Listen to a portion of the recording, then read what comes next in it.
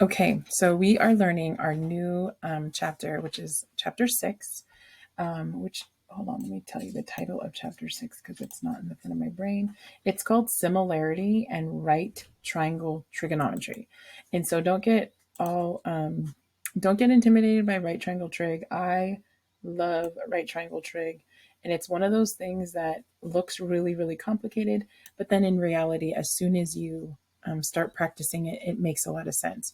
But today, it's not about right triangle trig, so let's move forward. So it says, describe the essential features of a dilation formation transformation. Okay, let me explain what a dilation is. Ready? So I'm using my iPad right now, and I'm using my fingers to dilate. Dilate means to open my fingers up, so you can. It's zooming in, or it's a pinch and it's zooming out. That's what a dilation is. Okay, one more time. Pinch out to zoom in, pinch in. That's what a dilation is. Now, mathematically, that did not exist before smartphones. So thank you to smartphones because it just made it that much simpler for us to understand what a dilation is, and for you to have this really clear picture of it. Okay. So the next time that you, I don't know, you're watching something and you zoom in really well, just know thank you to math because that's a dilation. Another place that you can see dilations, if you've ever been to the eye doctor and they're like, oh, we need to dilate your eyes, they actually make your iris larger so that they can actually look inside your eye, which is really creepy sounding. But your eye is actually a pretty good barometer of your health. So they say that you can actually see a lot of really good information in there, and they'd be able to tell, like I remember one eye doctor telling me that he would be able to tell if a patient had diabetes before the actual blood work came in with that because of the way the veins kind of show up. It's really interesting. Anyways, I digress too much. So, how do I use a dilation to enlarge or shrink a figure? Okay, and so we're not just talking about on our phones where we pinch and what would that called? Expand our fingers, not pinch, whatever. How are distance and area in dilation image related to the corresponding distances and areas in the original image? Like, is there some kind of relationship? And obviously the answer is going to be yes. Your job is to figure out what that relationship is. All right, moving forward. So Brunel has a new job at a copy center, helping people use photocopy machines. Brunel thinks he knows everything about making photocopies, and so he didn't complete his assignment to read the training manual. Mr. and Mrs. Donahue are making a scrapbook for Donahue's grandfather's 75th birthday party, and they want to enlarge a sketch of their grandfather, which was drawn when he was in World War II. They have purchased some very expensive scrapbook paper, and they would like his image to be centered on the page. Because they are unfamiliar with the process of enlarging an image, they have come to Burnell for help. We would like to make a copy of this image that is twice as big and centered in the middle of this very expensive scrapbook paper, Mrs. Donahue said. Can you help with that? Certainly, says Burnell, glad to be of service. Burnell tapes the original image in the middle of the white piece of paper, or of a white piece of paper, placed it on the glass of the photocopy machine, and inserted the expensive scrapbook paper into the paper tray, and set the enlargement at 200%. In a moment, his image was produced. You've ruined our expensive paper, cried Mrs. Donahue. Much of the image is off the paper instead of being centered. So as you can see, it's right there. That's the image to the right there. And this image is more than twice as big, Mr. Donahue complained. 1/4 of Grandpa's picture is taking up as much space as the original.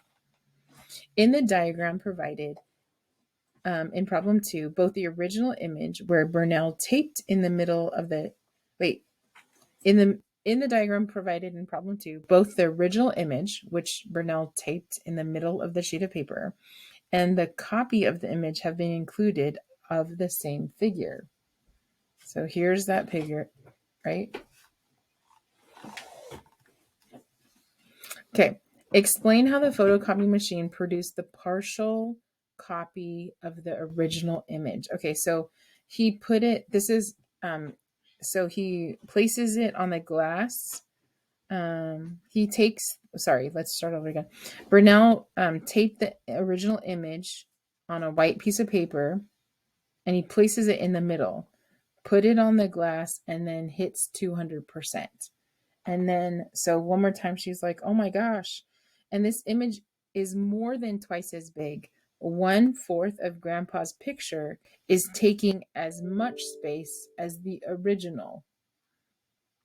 So, your first question is explain how the copy machine produced the partial copy of the original image. Okay, that's the first one. So, I need to show you the image. Where's the original image? Oh, I know where the original image is. It's over here. Where did I put that image? Is he down here? Oh, there it is. It's right here. All right. And then I think I have another bigger copy of it somewhere. Hold on. Oh, here it is. So here's the copy of it. So that's the original in the center, and then they blew it up. And if you notice, this guy here, this guy here is the same size as the original. So can you imagine the rest of the picture looks like, I don't know, something like this. Can you guys imagine that? I'm not going to draw it. Please do not make me draw it. But can you imagine the rest of the picture kind of looks like that, right? So what do you think is going to happen? Like, what do you think should happen? How did the image do that? How did the photocopier work? So the way the photocopier works, and you can put whatever ideas down there that you want, but the way the photocopier is copying things, let me take this up a little bit so that you guys can actually see this without me scrolling back and forth. The way it did it is so you need to look for where it's going, like where that is going. So if you've ever paid attention to how something is when you're zooming in on something, how you're pinching or zooming out or zooming in, there's always kind of like this center part, and that's based on where you put your fingers. Does that make sense? So if I want to zoom in on a particular picture, what I'm doing is I'm placing my fingers in a specific spot so that makes sense. Okay. So I got the bigger picture over here. Okay. So the thing that I want to look at is number one, yes, the photocopier dilated or didn't pitch, but spread out their fingers. Good. But why did it only grab the top left part of that picture?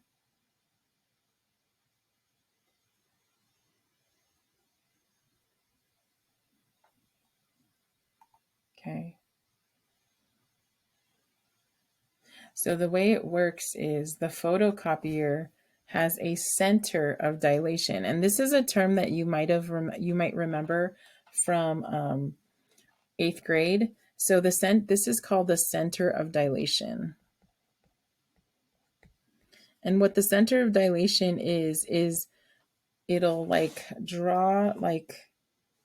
it'll kind of like draw lines this way through the image, and then it'll expand that image out. Does that make sense? If I drew better, then I would be going through the corners of each of those pictures, but I can't. Okay. Okay, so number 2 says, it says, use a rubber band stretcher to finish the rest of the enlarged sketch. And so if you're talking about a rubber band sketcher, it kind of goes like this. Let me draw this better. Actually, I can do this way. So if I drew lines, I'll show you here. And the way it works is I'm going to draw a line and I'm going to draw it through. Oh, it's like clicking out, but that's okay. See how it's not clicking into place, but that's pretty good. That's pretty good there. I don't know, like that ish, right? And so what you're doing is you're just drawing a bunch of lines, and then it's almost like you're taking it and you're making it go through. See how it goes through the glasses, through the glasses? Oh, wait, it's not showing up yet. Do you see how my second line is going through the glasses, through the glasses? I'll make it blue. So you're using this rubber band sketcher to kind of like sketch the rest of it. And so all you're doing is you're kind of, I told you that I didn't want to graph this, but that's okay. I'll do it. Right? You're graphing this here, and you're kind of like seeing whatever's there and graphing it onto that new spot. So I'll do one more so you guys can kind of see. Let me put like, let's do his shoulder. So I'm going to make it a line go through his shoulder. And so right here is where his shoulder should go, if that makes any sense. So Miss Johnson has a shoulder here. You guys all see what I'm talking about? So that's my shoulder. So because that's where his shoulder is, you can graph the rest of it. So I'm not going to do this to torture you in terms of Miss Johnson's drawings, because we all know Miss Johnson draws so well.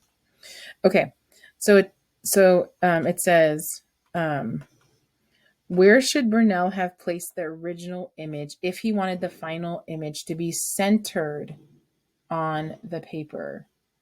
Where should he have placed the original image?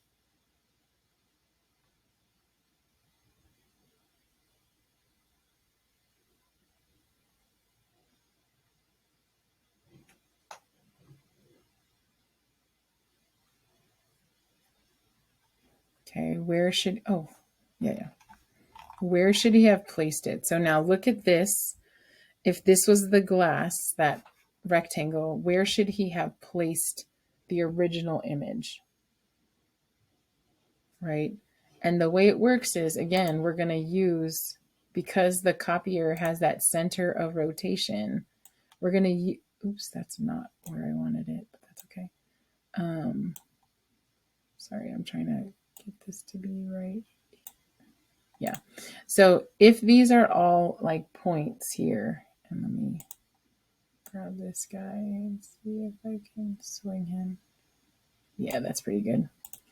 So if you look at this and pretend this is our center of dilation, and we'll call him A, and then this is our point here, and we'll call him, I don't know, B, and you want the picture to be centered, you need to measure this whole thing. And where would you want the picture to be placed?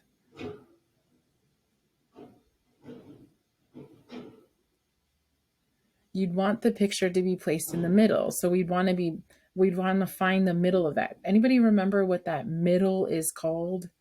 What is that middle called? So the middle is called the midpoint. So we want to put it at the midpoint right there. And then what happens is we want to place the midpoint. We want to find the middle of that midpoint. So I'm going to call this midpoint 1. And we want to find the middle of that midpoint, which looks like it's about here. Okay. So the very first, one of the strategies could be to locate the midpoint of the segment from the center of dilation to the center of the paper. And then the center of the original photo should be located at the midpoint in order to, like for that copied image. So you'd find the midpoint of that whole photo, and then you'd place that photo here. So pretend that this is Miss Johnson's photo, whatever, and that's the midpoint of that. So that way, when you scaled it, it would be perfect. Okay. Okay. The second part, it says, Mr. Donahue complained that the copy was 4 times as big. Should he have used 200%? And the answer is no. He shouldn't have used 200%. So what? So the area enclosed by this picture is now 4 times bigger. And because and that makes sense because that's what he put in. He put in 200 times. So the length and the width of the photo was, if you think so, if you think about this, if this length here was, just for sake of argument, 2, and this right here was 3, and he said, oh, I want you to go 200%, so that went this way now 4, and now this way 6, right? So the original area here was 6, I don't know, centimeters, whatever, 6 inches. Let's do inches. But now this is 24 inches squared, right? So do you see how this is 4 times bigger? Yikes, that's too big, right? So that's way too big. So, so did Burnell double the image or quadruple it? So what he did was he doubled the length and the width, which means he quadrupled the area, right? And then our last question, it says, transforming a figure by shrinking or enlarging it in this way is called a dilation. Based on your thinking about the photocopy was produced, list all the things you need to pay attention to when dilating an image. So go ahead and think about that answer, and I'll come back to you. Okay, so hopefully you're thinking about where they should have placed it, right? Where they should place it, like the center of dilation and the location where they should have placed it. And then number 2, they also needed to pay attention to the scale factor and know that the scale factor, the 200% that Burnell did, was multiplying the side lengths instead of the actual, like, the area of it. Does that make sense? All right, we're going to go over takeaways. It says transforming a figure by shrinking is or enlarging is called a dilation. Based on your thinking about how the photocopy was produced, list all the things you need to pay attention to when dilating an image. So number 1, you need to describe a dilation transformation, and we need to specify a center and a scale factor. So we're going to write that down. So center and scale factor. We usually use the letter K for scale factor. Don't ask me why, I don't really know. The center of dilation is a point in the plane when all points are expanded or contracted. So that's where it's coming from. So that was the very top left corner that we kept using. And dilations create similar figures, meaning they have the same shape, but they are not congruent because they don't have the same size, unless, the scale factor was 100%, right? Or 1. And the scale factor determines how much further away an image point is from the center of dilation, right? So it says we observe the following relationships between the pre-image and the image of dilation. So line segments are line segments.